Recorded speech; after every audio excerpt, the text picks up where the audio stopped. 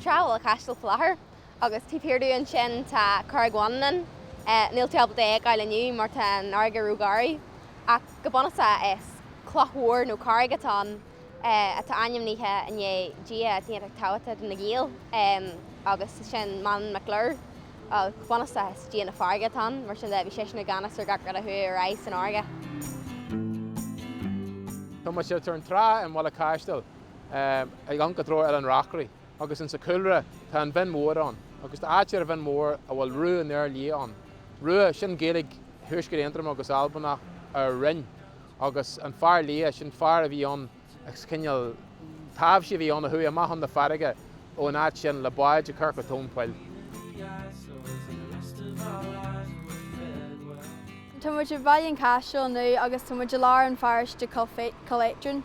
Tá céal ar mar cúine nó croc a tháinig daoine thársaí actrúna an na cónaí an éireann. Agus tá aim seán ar cóthraí agus bhí sé an cuirt ar bliantí ó hin ar an daoine dearmid ar collectrin.